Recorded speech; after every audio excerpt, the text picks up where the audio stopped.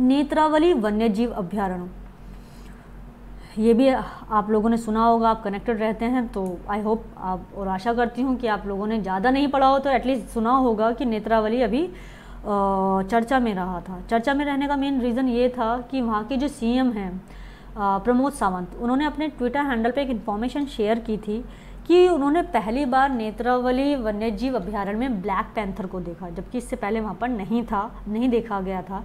और ये किसी भी एरिया की या किसी भी राज्य के जो बायोडाइवर्सिटी है, अगर उसमें इस तरह का इम्प्रूवमेंट होता है तो ये उस राज्य के लिए बहुत अच्छी न्यूज़ होती है। तो यहाँ पर ब्लैक पैंथर का देखा जाना अपने आप में इस अभ्यारण्य को या इन सेंचुरी को चर्चा में लाने का कारण रहा। ठीक है, हमें यहाँ से ब्लैक पैंथर को तो याद ही रखना है, प्लस हमें प्रमोद सावंत जी को भी याद रखना है, और इसके जो लोकेशन है जहाँ से मेन क्वेश्चन बनता है वो यही है कि करंट को जोड़ते हुए हमें चलना है कि चर्चा में क्यों रहा। लेकिन अगर हम बायोडाइवर्सिटी वाला एरिया देखेंगे तो हमें पेपर 3 को भी कवर करना है, और करंट का जो टॉपिक है, करंट जो एरिया है वो तो इतना वाइड है कि आप हर पेपर में उसको कनेक्टेड करते हुए चलेंगे। ठीक, तो अब बात कर लेते हैं इसकी लोकेशन की। ये गोवा के संगम है, ये संगम, ठीक है, अगर संगम तालुका में स्थित है, और ये 211.5 वर्ग किलोमीटर से अधिक क्षेत्र में फैला हुआ है। इसको इतना फैक्ट को याद एक बार देख लीजिएगा, ज़्यादा इसको याद करने की, सिर्फ इसको संगम तालुका।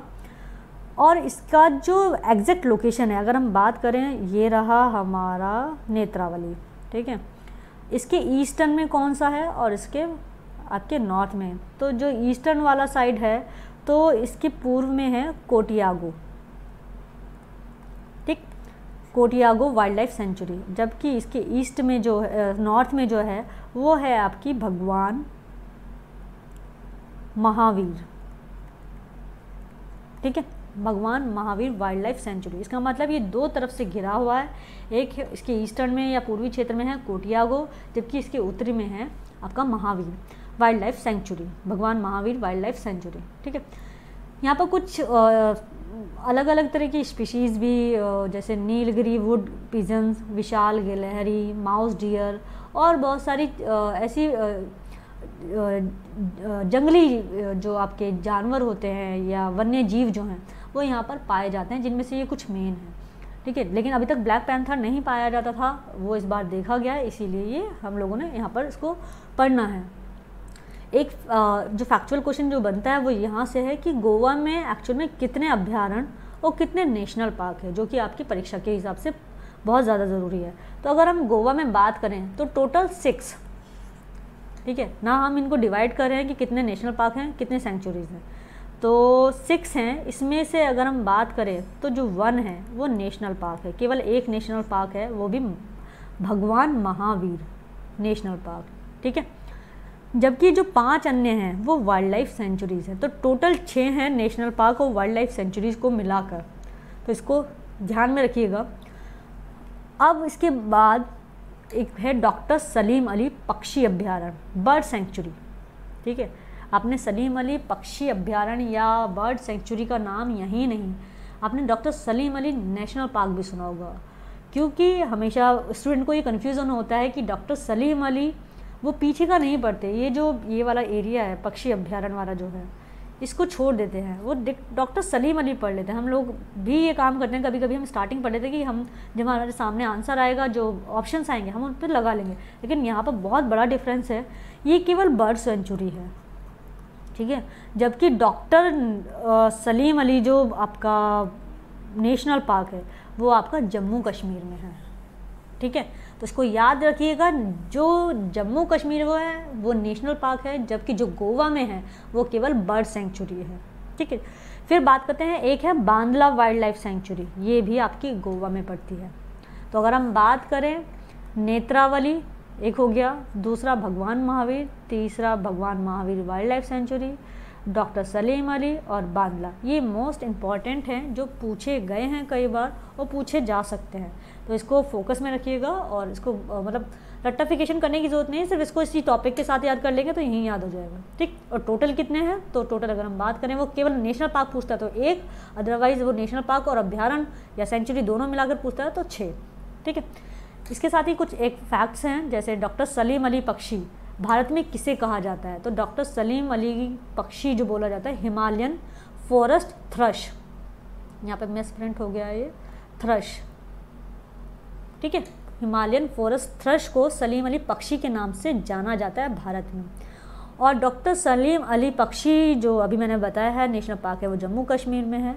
और डॉक्टर सलीम अली को भारतीय पक्षी विज्ञान का जनक भी कहा जाता है, ठीक है। पक्षी विज्ञान, इंडियन ऑर्निथोलॉजी का जनक कहा जाता है या फादर कहा जाता है। और इसी के नाम पर यहाँ गोवा के अंदर इस पक्षी अभ्यारण्य का भी नाम रखा गया है। तो डॉक्टर सलीम अली के ऊपर अगर क्वेश्चन आता है तो आप यहाँ से इसको निकाल सकते हैं कि उसको कौन से पक्षी को as a Salim Ali consider किया जाता है, या नेशनल पार्क का है, या किस व्यक्ति को इंडियन ऑर्निथोलॉजी का फादर कहा जाता है। तो वो फैक्ट्स आपको यहाँ से कवर हो जाएंगे, ठीक है। अब बात कर लेते हैं ब्लैक पैंथर पर, जो काला तेंदुआ है। काला तेंदुए की बात अगर हम देखें तो ये बिग कैट स्पीशीज़ में सबसे छोटा होता है। आपने बिग कैट स्पीशीज़ का नाम सुना होगा, 2017 से रेगुलर चर्चा में रही हैं बिग कैट स्पीशीज़, जो आपकी लॉयन वाली है, टाइगर वाली है, पैंथर है, लेपर्ड है, ये बिग कैट स्पीशीज़ में ही आते हैं।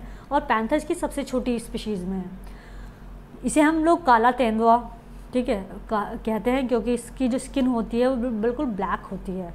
और उसके ब्लैक होने के पीछे इसमें एक जनरल अक्यूरेंस होती है, जो मेलानिज्म की घटना है इसमें सामान्य तौर पर पाई जाती है, जिसकी वजह से कभी कभी इसकी स्किन पर ब्लैक कलर के स्पॉट और कभी कभी पूरी स्किन इसकी ब्लैक हो जाती है, ठीक है।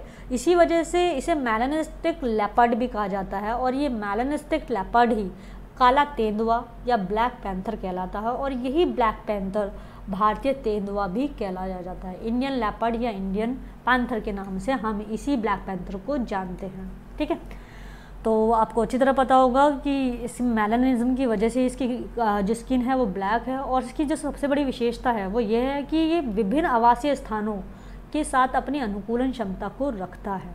इसका मतलब जितने भी इसके जो हैबिटेट जो एरियाज़ हैं जहाँ, वहाँ पर ये इजीली सर्वाइव कर जाता है, इसे टाइम नहीं लगता है। इसी वजह से ये जगह जगह पर हमें दिखाई देता है कि हमें जिन एरियाज़ में इसको अनुकूलन क्षमता इसकी डेवलप हो जाती है, ये वहाँ पर लंबे टाइम तक पाया जाता है, ठीक है।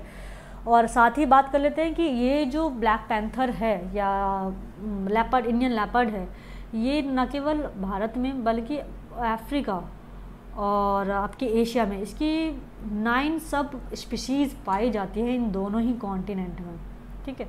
और अगर हम इसके कंजर्वेशन स्टेटस को देखें तो वाइल्ड लाइफ प्रोटेक्शन एक्ट 1972 की शेड्यूल 1 में, जहाँ पर भी इस तरह से 1972 के बाद आ रहा है तो उसके बाद याद रखिएगा शेड्यूल 1 में ये लिस्टेड है।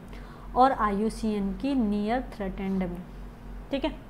तो ये क्लियर होगा, यही आपका मेन वो होता है जो आपका UPSC परीक्षा उठाती है कि कोई भी आपका जो वाइल्ड लाइफ एनिमल है उसको उठाएगी और उसके बारे में उसका कंजर्वेशन स्टेटस या उसकी कुछ खासियतों या विशेषताओं को, कैरेक्टरिस्टिक्स को मार्क कर आपसे क्वेश्चन बनाकर पूछ लेती है। तो आई होप ये भी नेत्रावली आपको क्लियर हुआ होगा।